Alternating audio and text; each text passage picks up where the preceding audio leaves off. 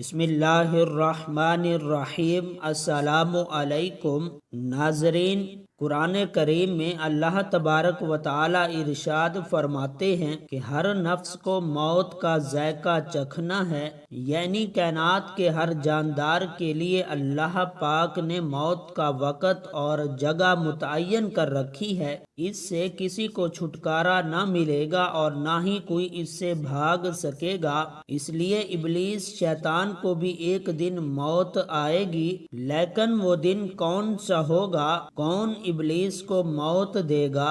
کیا شیطان کو نزع کے عالم میں تکلیف ہوگی؟ شیطان کی قبر کہاں بنائی جائے گی؟ شیطان کتنے عرصے تک موت کی نیند سویا رہے گا؟ ناظرین گرامی، آج ہم انہی اہم سوالات کے جوابات قرآن و حدیث کی روشنی میں بیان کریں گے۔ معزز خواتین و حضرات، جب شیطان مردود کو اللہ تبارک و تعالی نے جنت سے نکال دیا تو اس نے اللہ تبارک و تعالی سے قیامت تک کے لیے مہلت مانگی کہ قیامت سے پہلے مجھے موت نہ آئے، لیکن اللہ پاک نے اسے وقت مقررہ تک یعنی ایک خاص وقت تک مہلت دی، جسے قرآن کریم کی سورۃ الحجر میں یوں بیان فرمایا گیا ہے۔ اس نے کہا، اے پروردگار، لوگوں کے زندہ کیے جانے تک مجھے مہلت دے۔ اللہ تبارک و تعالی نے ارشاد فرمایا، تجھے مہلت دی جاتی ہے وقت معلوم تک کے لیے۔ ناظرین گرامی، وقت معلوم کو مفسرین نے اس وقت تک کے لیے لکھا ہے جب حضرت اسرافیل علیہ السلام پہلی دفعہ سور پھونکیں گے۔ معزز دوستو، قیامت کی نشانیاں جب پوری ہو جائیں گی تو مؤمنوں کی بغلوں کے نیچے سے ایک خوشبودار ہوا گزرے گی، جس سے تمام ایمان والے وفات پا جائیں گے، اور پھر اس کے بعد 40 سال کا زمانہ گزرے گا کہ جس میں کوئی بچہ بھی پیدا نہ ہوگا، یعنی ہر انسان کی عمر کم سے کم 40 سال ہوگی۔ مسلمان کیونکہ مر چکے ہوں گے، اس لیے زمین پر صرف مشرک اور کفار رہ جائیں گے۔ تفسیر در منصور جلد 5 صفحہ نمبر 71 پر لکھا ہے کہ جب مؤمنین کی وفات کو 40 سال گزر چکے ہوں گے تو پھر حضرت اسرافیل علیہ السلام پہلی دفعہ سور پھونکیں گے۔ شروع میں اس کی آواز نہایت کم ہوگی کہ لوگ کان لگا کر سنیں گے، مگر پھر یہ بڑھتی بڑھتی اس قدر زیادہ ہو جائے گی کہ کانوں کے پردے پھٹ جائیں گے، ان کے نتنوں سے پیپ بہنا شروع ہو جائے گی اور لوگ مر جائیں گے۔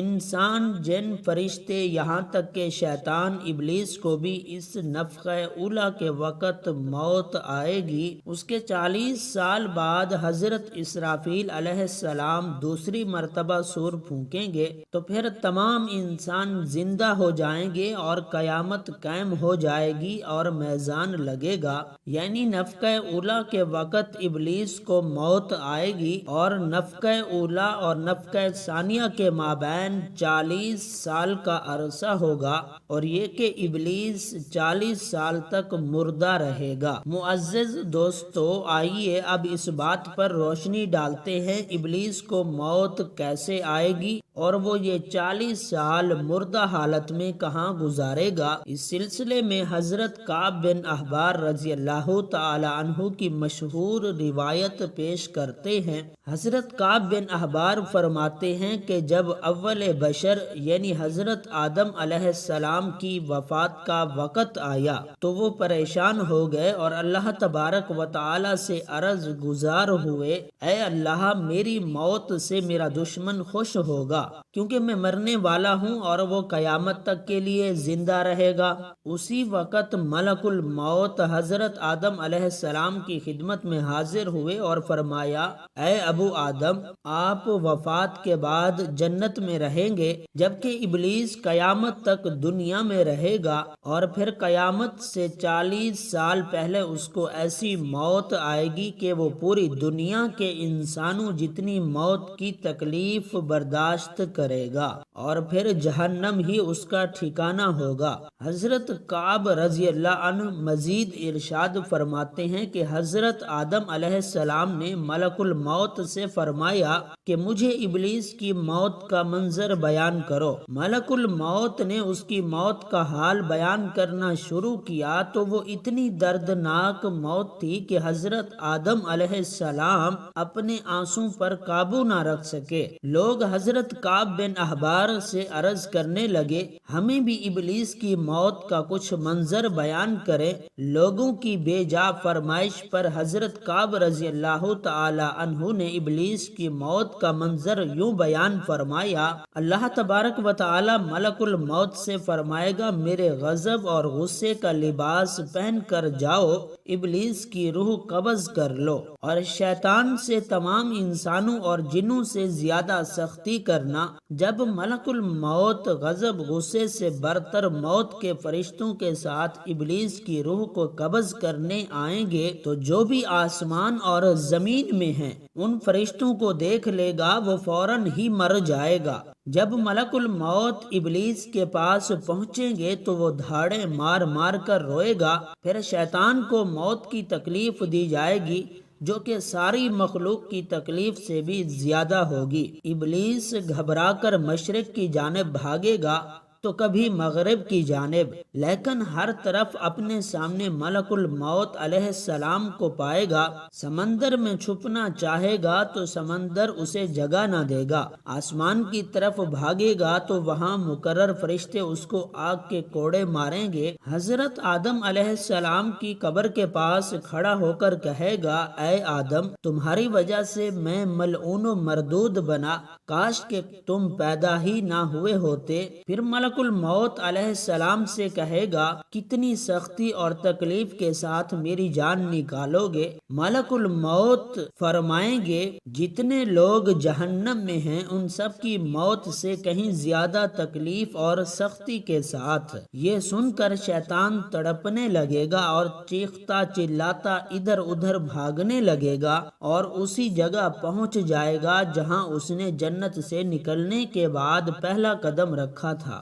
وہ جگہ انگارے کی طرح سرخ ہوگی، زمین چنگاری کی طرح ہو جائے گی اور فرشتے اس کو گھیر لیں گے، زنبور اور آروں سے اس کو چیریں گے۔